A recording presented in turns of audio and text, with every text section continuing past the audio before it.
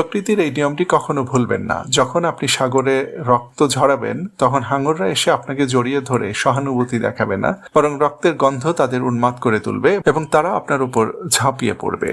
সমাজে নিজের দুর্বলতা দেখানো মানে ঠিক সাগরে রক্ত ফেলার মতো। আপনার জীবনের ক্ষতগুলোতে ব্যান্ডেজ বাঁধুন, সেগুলোকে ঢেকে রাখুন এবং সেগুলোর উপর কাজ করুন যাতে তা সেরে ওঠে। যখন আপনি কি কখনো নিজেকে প্রশ্ন করেছেন কেন প্রতিবারই যখন আপনি কোনো গুরুত্বপূর্ণ সিদ্ধান্ত নেন এবং খুব উৎসাহ নিয়ে সেটি অন্যদের বলেন, তখনই হুট করে কেন সবকিছু ভেস্তে যায়?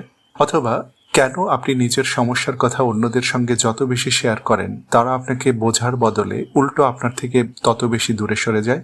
অনেক সময় যখন আমরা আমাদের পরিকল্পনা বাস্তবায়নে ব্যর্থ হই, তখন ভাবি হয়তো আমাদের ভাগ্য খারাপ ছিল। কিন্তু বাস্তবতা হলো এই ধরনের ঘটনার সঙ্গে ভাগ্যের তেমন কোনো সম্পর্ক নেই। আসল সমস্যা হলো আপনি নিজের অজান্তেই প্রতিদিন ক্ষমতা বা শক্তির 5টি অলিখিত নিয়ম ভঙ্গ করছেন। মনের কথা হালকা করা বা নিজেকে অনুপ্রাণিত করার নামে আপনি যে কাজগুলো করছেন, সেগুলো মনস্তাত্ত্বিক দৃষ্টিকোণ থেকে আপনাকে দুর্বল ও অরক্ষিত করে তুলছে এবং অন্য মানুষের মনে আপনাকে একজন দুর্বল ও পরাজিত ব্যক্তি হিসেবে প্রতিষ্ঠিত করছে। চলুন আজ এই 5টি মারাত্মক ভুলের অধ্যায়ে চিরতরে বন্ধ করি।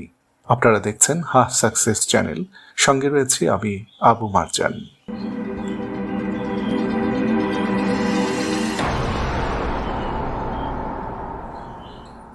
চলুন প্রথম বিষয়টি দিয়ে শুরু করা যাক। ঠিক যে ভুলটির খেসারত আমাদের অনেকে মাঝে মধ্যেই দিচ্ছেন। কখনো আপনার পরবর্তী পদক্ষেপ কাউকে জানতে দেবেন না। স্টোইক দার্শনিকরা বলেন, আপনার মন হওয়া উচিত একটি দুর্ভেদ্য দুর্গ, চারকোনা খোলা দরজা বিশিষ্ট কোনো ধ্বংসাবশেষ নয়। আসলেই তো, আমাদের এটা কেমন অভ্যাস? আমরা যাই করতে যাই না কেন, তার আগে একটা পাবলিক নোটিশ জারি করে দেই। এখনো জিমের দরজায় পাও রাখিনি, অথচ সবাইকে ঘোষণা করে দিচ্ছি যে আগামী শনিবার থেকে আমি একটি কঠিন ডায়েট শুরু করতে যাচ্ছি এবং আমি একজন নামকরা বডি বিল্ডারে পরিণত হচ্ছি। এখনো নিজের ব্যবসা শুরুর প্রাথমিক পর্যায়ে আছেন, অথচ আত্মীয় স্বজনদের সামনে বুক ফুলিয়ে বলে বেড়াচ্ছেন, আমার পরিকল্পনা হলো আগামী 6 মাসের মধ্যে একটা দারুণ স্টার্ট আপ দাঁড় করানো। প্রকৃতিতে আপনি কখনোই এমন কিছু দেখতে পাবেন না। একটি সিংহ শিকার করার আগে কখনো গর্জন করে না। সে নিঃশব্দে ওত পেতে থাকে এবং শিকার ধরার পরই কেবল গর্জন করে। যে মুহূর্তে আপনি বসে আপনার লক্ষ্য ও পরিকল্পনাগুলো অন্যদের কাছে খোলামেলাভাবে তুলে ধরেন, তখন আসলে আপনি 2টি বড় ভুল করেন। প্রথম ভুল, মানসিক আত্মতৃপ্তি। পরিকল্পনাগুলো নিয়ে কথা বলার কারণে যে তীব্র উত্তেজনা তৈরি হয়, তাতে আপনার মস্তিষ্ক ডোপামিন বা সাফল্যের অনুভূতি জাগানো হরমোন নিঃসরণ করে। অর্থাৎ বাস্তবে একটি পদক্ষেপও না নিয়ে আপনি এক ধরনের তৃপ্তি ও পূর্ণতা অনুভব করেন। ফলে যে সুপ্ত শক্তিটি আপনাকে এই কাজ করতে এগিয়ে নিতে পারত, তা কথা বলার মাধ্যমেই শেষ হয়ে যাচ্ছে। দ্বিতীয় ভুল, আপনি বিনা কারণে নিজেকে অন্যদের ঘনিষ্ঠ পর্যবেক্ষণের আতশী কাঁচের নিচে ফেলে দিয়েছেন। এর মাধ্যমে আপনি আপনার হিংসুটে বন্ধু ও প্রতিদ্বন্দ্বীদেরও সতর্ক করে দিচ্ছেন, যাতে তারা সুযোগ বুঝে আপনাকে টেনে নিচে নামানোর পরিকল্পনা করতে পারে।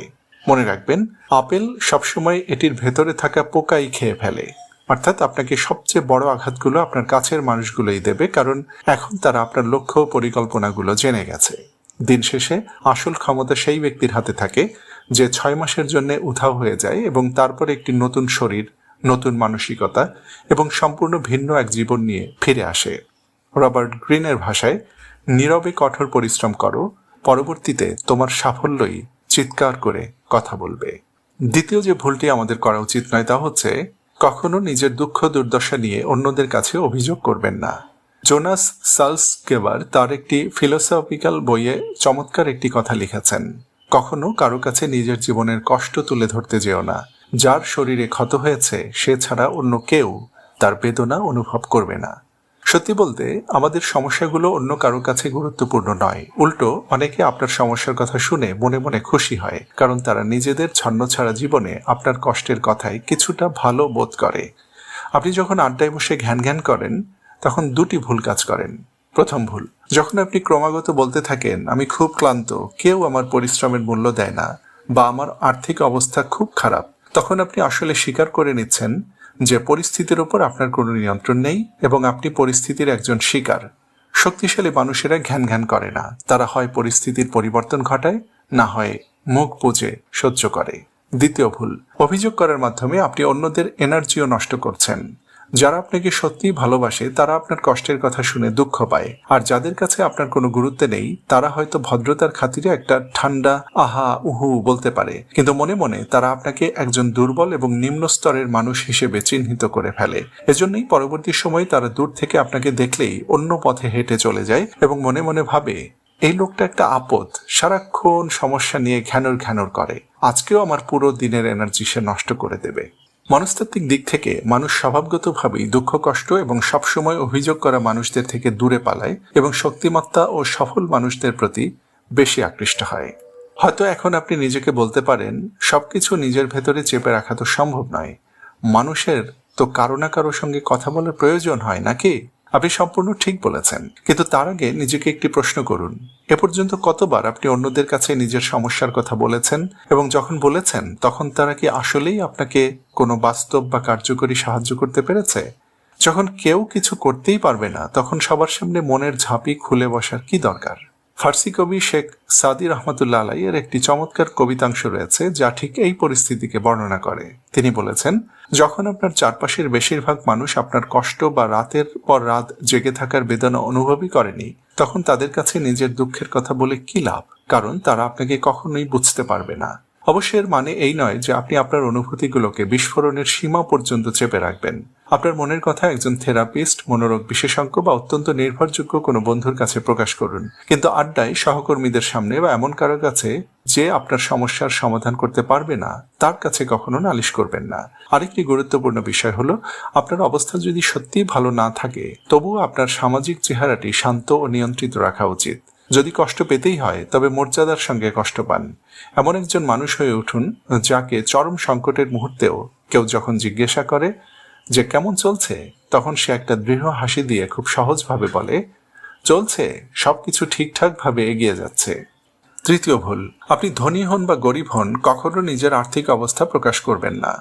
আজকের দুনিয়ার এক নিষ্ঠুর বাস্তবতা হলো, দারিদ্র্যকে এক ধরনের অপরাধ হিসেবে দেখা হয়, কারণ দুঃখজনকভাবে অন্যদের চোখে এটি অক্ষমতা এবং মর্যাদাহানির প্রতীক। মানুষ অবচেতনভাবেই ব্যর্থ মানুষদের থেকে দূরে থাকে।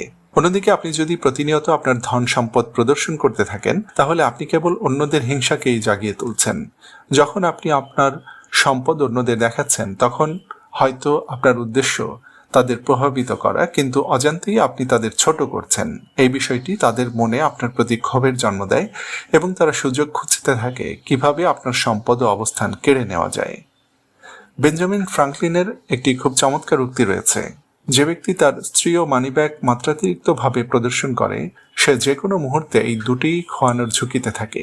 তাই আপনি আপনার আর্থিক অবস্থাকে সবসময় একটি ব্ল্যাক বক্সের মতো গোপন ও অস্পষ্ট রাখুন। এমনভাবে চলুন যেন অন্যরা ধরে নেয় আপনার অবস্থা ভালো, কিন্তু তারা যেন কখনোই সুনির্দিষ্টভাবে না জানে যে কতটা ভালো। যদি বর্তমানে আপনার টানাটানিও থাকে তবুও পরিচ্ছন্ন ও পরিপাটি থাকুন এবং এমন আচরণ করুন যেন এটি আপনার একটি সাময়িক কৌশলগত পিছুটান মাত্র। আর আপনার অবস্থা যদি চমৎকার হয় তবে এমনভাবে চলবেন না যেন মনে হয় আপনি এইমাত্র কয়েক হাজার কোটি টাকার লটারি জিতেছেন। চতুর্থ ভুল, সবার কাছে আপনার জীবন দর্শন এবং বিশ্বাস ব্যাখ্যা করার প্রয়োজন নেই। স্টোইক দার্শনিক মার্কাস অরেলিয়াস বলেছেন, একজন ভালো মানুষের বৈশিষ্ট্য কেমন হওয়া উচিত তা নিয়ে তর্ক করে সময় নষ্ট করো না, নিজে সেই ভালো মানুষটি হয়ে দেখাও। আমরা সাধারণত যখন নতুন কোনো বই পড়ি বা কোনো নতুন দর্শন শিখি তখন যে কোনো আড্ডায় অন্যদের উপদেশ দিতে ইচ্ছা করে, যাতে আমরা দেখাতে পারি যে আমরা কতটা জ্ঞানী আর বাকিরা কতটা অজ্ঞতার মধ্যে রয়েছে। কিন্তু এই কাজটি করবেন না। প্রথমত, জ্ঞানগর্ভ কথা বলা বা শিক্ষক ও দার্শনিকের ভাব নেওয়া অন্যদের জন্য অত্যন্ত বিরক্তিকর। আপনি এবং আমি যখন এই কথাগুলো বলি, যেমন কোনো আড্ডায় গর্ব করে সবাইকে বললেন, আমি এখন ডোপামিন ডেটক্স কোর্সে আছি তাই ফোন বেশি ধরি না, কিংবা যখন বলেন আমি এখন স্টোইক দর্শন অনুযায়ী জীবনযাপন করি, কোনো নেতিবাচক মানুষ আর আমার মানসিক শান্তি নষ্ট করতে পারবে না, তখন আসলে আপনি নিজের জন্যই একটি ফাঁদ তৈরি করছেন এবং আনুষ্ঠানিকভাবে অন্যদের হাতে একটি লাঠি তুলে দিচ্ছেন। দুনিয়া একটি বাজ পাখির মতো আপনার মাথার উপর ওত পেতে বসে আছে, শুধু একবার আপনার পা পিছলে যাওয়ার অপেক্ষায়, যাতে সেই লাঠি দিয়ে আপনার মাথায় আঘাত করতে পারে এবং আপনাকে ভণ্ড ও কপট বলে গালি দিতে পারে। তাই আপনি যে দর্শনে বিশ্বাস করেন তা নিজের জীবনে ধারণ করুন। আপনি যে জ্ঞান ও উপলব্ধি অর্জন করেছেন তার বাস্তব রূপ হয়ে উঠুন, যেন অন্যরা নিজে থেকেই এসে আপনাকে জিজ্ঞাসা করে আপনার সাফল্যের রহস্য কি। ঠিক সেই মুহূর্তে আপনি আপনার বিশ্বাসের একটা অংশ তাদের কাছে ব্যাখ্যা করতে পারেন, তাও যদি তারা সত্যিই শুনতে আগ্রহী হয়। পঞ্চম ও শেষ ভুল, কখনো আপনার দুর্বলতা এবং অন্ধকার দিকগুলো কারো সামনে প্রকাশ করবেন না। আজকাল সোশ্যাল মিডিয়ায় একটি ট্রেন্ড চালু হয়েছে যেখানে উৎসাহিত করা হয় আপনার দুঃখের কথা বলুন, নিজের আসল রূপটি দেখান এবং একে সাহসিকতা নাম দেওয়া হয়। কিন্তু এই ধারণাটি ভুল।